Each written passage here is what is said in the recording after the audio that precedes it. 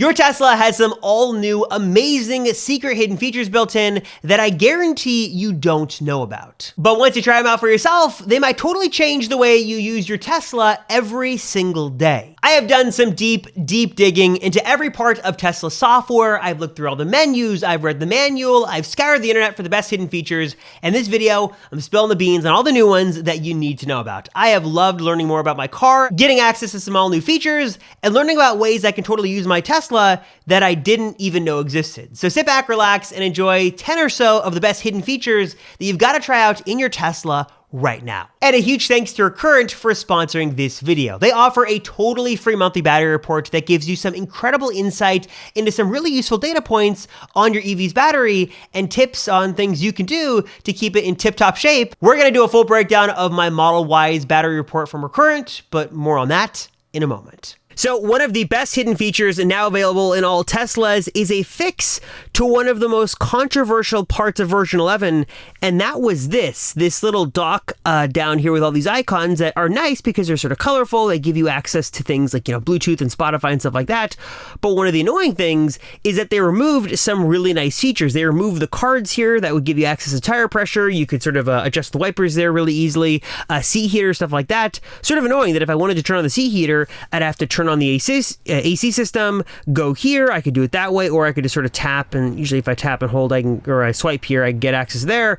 You could do it a couple of ways, but it was very annoying. But now there is a much simpler way. Now you can actually add a couple of different quick controls down here to avoid the multi-tap process.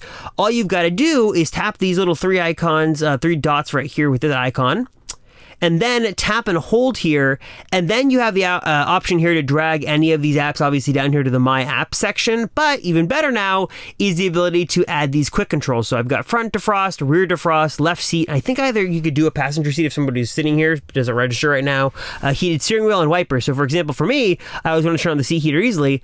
I can just tap and hold, drag that down here, and I am good to go. I can tap that, get it away. And now instead of having to do the whole song and dance there, I can tap, and I've got my bacon lights there, and I am good to go. Obviously, there are some more things Tesla could add to make this better, but now you can easily sort of fix those missing controls here right there and have it sort of in the dock of your Tesla. One feature that I use all the time that I'm really surprised more people don't know about is the ability to automatically send directions directly from your phone to your Tesla. This works on both iOS or Android. All you have to do is have the Tesla app installed in your phone. And basically what you want to do is you want to open up, it could be an email, it could be Google Maps, Apple Maps, whatever the case may be. Just get an address here and then go to share it. And when you're prompted to share it, send it to the Tesla app. What this is going to do is automatically send that address to your Tesla, and once you get in your car to go, it's automatically going to put it in the GPS, navigate, and take you to your destination. You don't have to type in anything. You don't have to dictate anything. Now, Tesla's premium connectivity package is nice and all, but if you don't want to pay to have to use streaming music and maps and stuff like that, you can actually do most things with the hotspot on your phone, or if you had a dedicated hotspot device, that all works really well. But one of the annoying things you'll notice is that as soon as you switch from park to drive, the Wi-Fi automatically disconnects, which will drive you absolutely crazy. Luckily, you can fix this. You just got to know where to look. So if you jump into the settings here, I'm just going to tap on the car icon here to get to the menu here, go to Wi-Fi, and then I'm going to go to Wi-Fi settings, and you want to turn on this button right here. If I go to my Wi-Fi setting on my hotspot, hit remain connected in drive. This means that if I switch from park to drive to park, it's going to keep the hotspot on, so all my functionality will still keep working.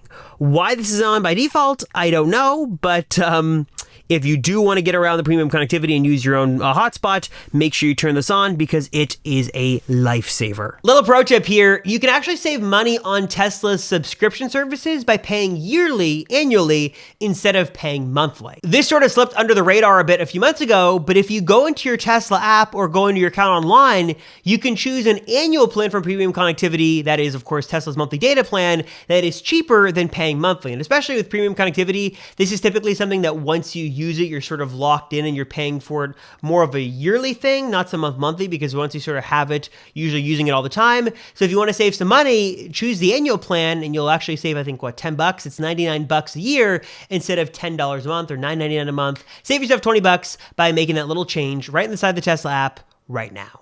Now, this next one is one that I've shown off before many times in videos, and some of you guys might know this exists, but trust me, I see comments time after time that people are amazed every time I show this off. So if you didn't know, let me blow your mind here with an expansive and extensive Tesla theater add-on. So the built-in theater is nice. You've got access here to, let's see, theater. You've got Netflix, Hulu, Disney+, YouTube, Twitch, TikTok, tutorials, all that stuff is great.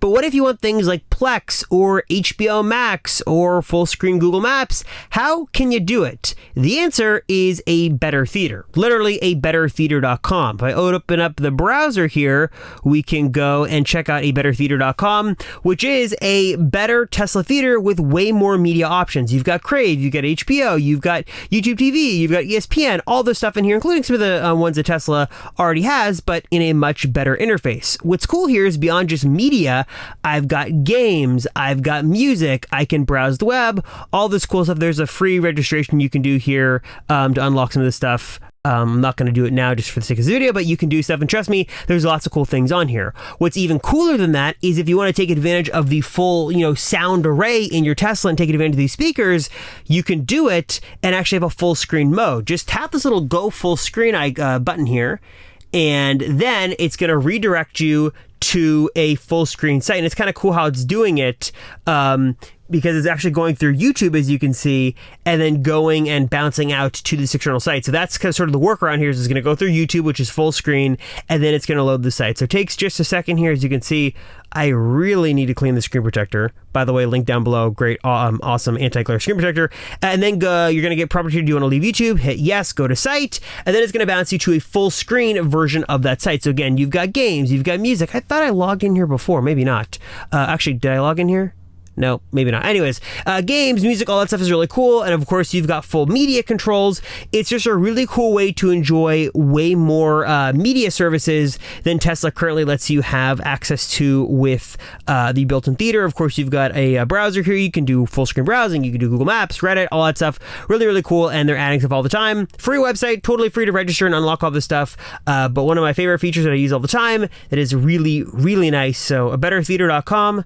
Check it out in your Tesla today. Before we continue breaking down more of these top Tesla hidden features, let's take a quick break because I actually kind of want to show off an awesome service that is, in and of itself, this sort of awesome hidden feature that perfectly fits with the theme of this video that lets you unlock a whole new level of detail into the inside of your EV's battery. And that, of course, is made possible by this video's sponsor, RECURRENT. Now, if you haven't heard of RECURRENT before, let me introduce you to an amazing company aiming to give easy access of essential battery insights to electric vehicle owners, potential EV owners, and especially those looking to buy a used EV. And one of my absolute favorite RECURRENT features is this totally free monthly battery report that tracks the health of your EV's battery and analyzes it against the thousands of similar vehicles in the RECURRENT fleet. It's totally private, it's safe, it's secure, it's automated, and just takes a couple of simple clicks to sign up. And again, did I mention it is totally 100% free. So during the month of May, 92 data points were automatically collected, and I drove my car an average of 25 miles per day. I can also see the observed rate of charge varied from pretty empty to fairly full,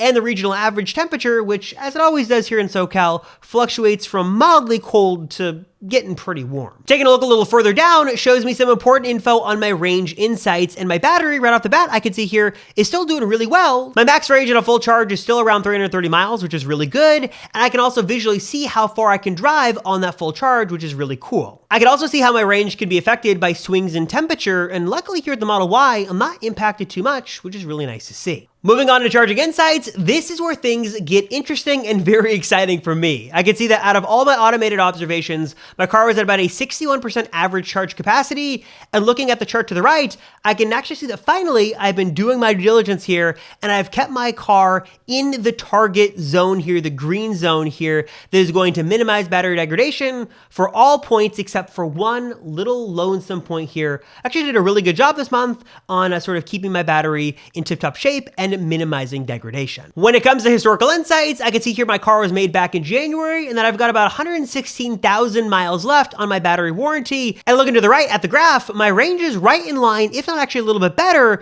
than most similar vehicles in the RECURRENT fleet, which is really cool to see. And last but certainly not least these days, let's take a look at market insights. The average price for a 2022 Model Y these days is now a little over $77,000, which is really incredible, up 2% from last month. And as you can see below, lots of people are taking advantage of this super special car market. I am just a huge Recurrent fan. I love that they are giving easy access to this essential battery insight here, so you can make better decisions on the health of your EV battery, and also giving you easy access to the data so you can make better decisions to keep your battery in tip-top shape for as long as possible and minimize degradation. I love this monthly battery report. I'm a huge fan. I know you guys will love it as well. So if you want to check it out for yourself today, hit the link right down below to learn more. Again, it is private, it's safe, secure, and it's automatically coming to your inbox every single month. And again, it is totally free. So learn more, check it out for yourself today, and sign up for yourself today by clicking the link right down below.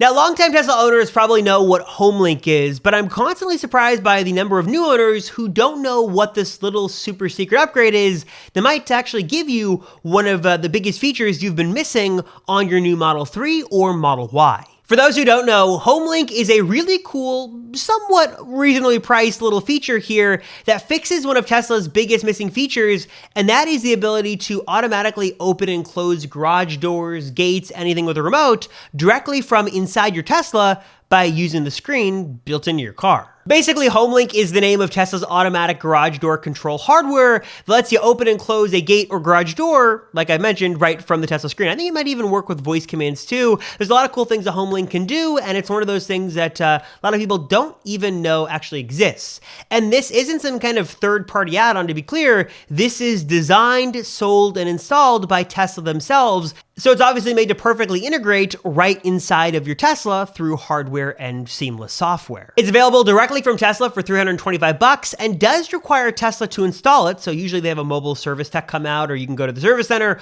But once it's in, it can sort of work like magic. One of the other cool features here is swiping down for quick navigation. So swiping down from home will take you to work. Swiping down from work, or really anywhere outside of your home, will take you home. I can do it now, but I'm just gonna have to end up blurring the screen because I don't want to show my navigation. But essentially, if I swipe down like this, it's going to direct me to work. And you're probably going to see a really blurry screen. But anyways, that does work. So try that. Quick navigation, swipe down. Swiping will take you to home or work, depending on your location. Now, something I haven't seen talked about all that often, but something that we probably should talk about here, and sort of a hidden feature here, is the noticeable audio quality and fidelity difference between the different built-in services inside of the Tesla. Basically, the built-in Spotify premium streaming offering is really convenient and nice to have, but for whatever reason, it doesn't sound nearly as good as the other built-in options. That's Stitcher, TuneIn, Tidal, or even Bluetooth. And I've seen some discussions on this and some confusion as to why Spotify Premium sounds noticeably worse than these other built-in services, and I really haven't been able to come up with a clear answer. And let me be clear, I am by no means an audiophile. I was even happy with the basic Standard Range Plus audio system, but I can clearly hear a difference myself, my untrained ears, between Spotify, TuneIn, Stitcher, Tidal, and of course Bluetooth. Spotify just doesn't sound very good when you switch over to any other source. So if you do want to harness the full power of the audio system in your Tesla, you might want to look at other options. Tidal obviously is a great way to go. They're always running DLs on their high fidelity audio streaming. Or if you do just want to have sort of better sounding audio, you could use Spotify over Bluetooth, which is way less convenient, but would give you a better audio result. So just sort of a little secret here, Spotify audio isn't sounding the best in the car. Still sounds good, but if you do want a better system that sounds better and really takes advantage of the speakers, look at another built-in or external option. Now, personally, one of my favorite hidden features here is the ability to add Apple CarPlay to your Tesla. And I've talked about this before, so I won't go into all the details here. But yes, with a little bit of tinkering, I promise it's not very difficult, a little tinkering here with some Raspberry Pis, you can get full-on Apple CarPlay on your Tesla. Obviously, this is not supported by Tesla officially, but this workaround does work really, really well. I tested it at length. I used it inside of my car for a couple of weeks, and it works really well. I will leave a link down below the full video that walks through exactly how to install it, how it works. But if you do want to have some of the creature comforts of CarPlay or Android Auto, like you want Google Maps, or you want Waze, you want different audio streaming services like Audible, Overcast, Pandora, other things like that, adding CarPlay to your Tesla is the way to go, and it works really well. So those are some of my favorite hidden features, guys. So I'm curious, what are your thoughts on these? What are your favorite hidden features built into Tesla software? What are your favorite Easter eggs, hidden features? What are things that you know that you want all Tesla owners to know? And what features have you discovered that have totally changed the way you use your Tesla every single day? Let me know your thoughts on the best hidden features for Teslas. We can talk about it down below in the comments. As always, I appreciate you guys watching. Thanks so much. I do appreciate it, so thank you very much. I'm Robert Rosenfeld, and I'll see you all in the next one.